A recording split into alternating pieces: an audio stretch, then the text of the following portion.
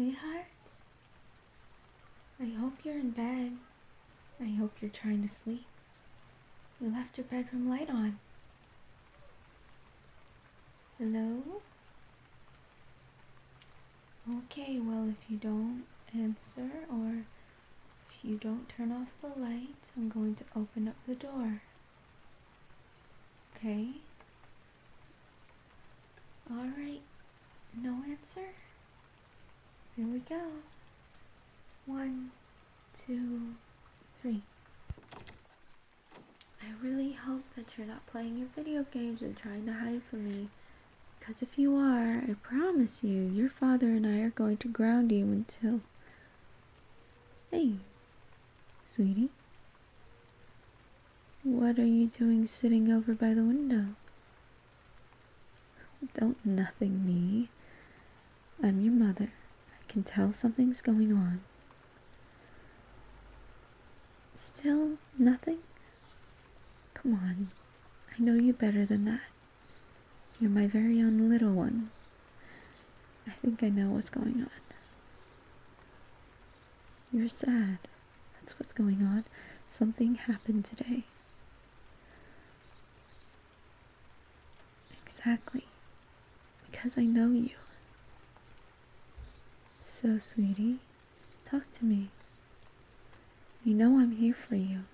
You know you can tell me or your father or both of us anything. Because we are your parents. We love you. We care about you and want to know and make sure that everything is alright. So please, you can tell me anything, you know this. And I'm not going to lie, that expression on your face is worrying me a little bit. Something sad or bad or both happened today, I can tell. What happened? Please, let me know. I'm here for you. Okay, if you're going to be silent for a bit. Let's see. Did something happen at school? No. Did something happen with your friends? Kind of. Okay, well, I'll take that as a yes. Oh. Oh. Oh my god. Oh, sweetie, I'm so sorry. Here, come here. Let me give you a hug. So, they're gone. Oh man. Okay. Well, what is going on in your head? Are you upset? Angry?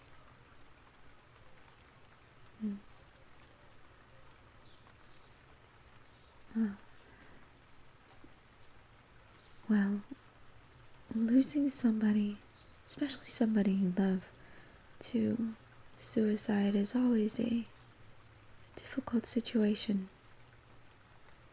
To be honest, I haven't lost anybody to that, so I can only imagine what you must be feeling or going through right now. Well, just because I'm not feeling or going through exactly the same things that you are feeling and going through, I can sympathize. Plus, you know me. I can easily put myself into other people's shoes and understand and feel almost exactly what they're feeling. Listen. I'm not the best when it comes to comforting sometimes, especially when it comes to a topic this heavy. But I love you, sweetheart, and I will do what I can with what I know. Look, losing somebody that you love and care for is always sad and a tragedy. And losing somebody to something as serious as this, to suicide, it's complicated, and you have every right to feel and think the way you're feeling and thinking right now. It's one thing to lose somebody to old age or even sickness, but to lose someone to something like this, it gives you the right to feel sad, to feel upset, confused, even angry. I know a few people can't get angry considering the circumstances because this situation leaves them with so many questions, afterthoughts, and feelings. You might be asking yourself, why would they do this? Why wouldn't they just come to me? Why this? Why that? They could have done this. They could have done that. But sadly, the bottom line is that they didn't. And through whatever mentality they had, they decided to do what they did. Don't hate your friend because of this. Who knows what they were going through? Well, they might have shared a lot with you, sweetheart, but everybody has at least one or two or a few things they choose to hide from everybody else. Why? Because, well, for many reasons, multiple. It depends on the person. Some people don't share it because they just don't want to. Others feel like it's too much of a burden and they don't want people that they love and care about to worry about them. And other times, they're worried about how you're going to react. They don't want you to see them as anybody different, as weak or as this or that. So instead of facing that fear in the hopes that you don't have an adverse reaction, they choose to bury it deep down inside them so that they don't even have to face that attempt to share with you whatever it is that they're hiding. Don't be upset with them for it. You can be angry that they left suddenly, but don't be angry at the fact that they felt like there was no other way. Some people, sometimes, are going through so much that they don't share that they feel like there's no other way out. There's no other way to finish these problems than to just end everything. It's sad, and it should never be thought of as an option. But some people see it as that. Yes, I know.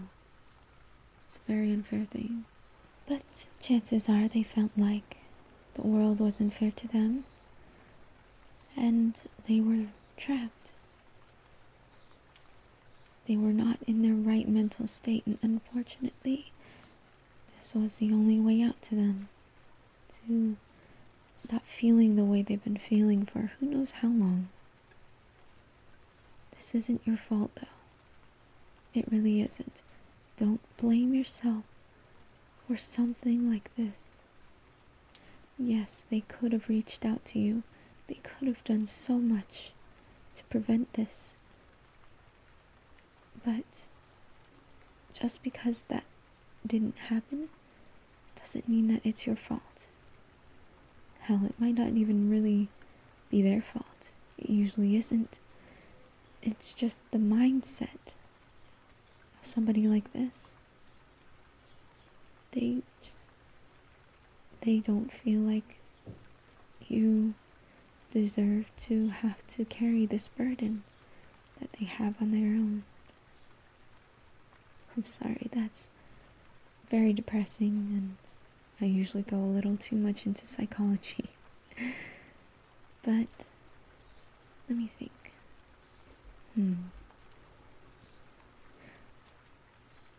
Sweetheart, all I can say is, in this situation, don't dwell too much on what's happened here, on the fact that they're no longer going to be walking with you down the halls or get into trouble with you, which I know you have in the past. They may not be here physically, but they reside in your heart. You can carry on their memory through recalling the good times you had.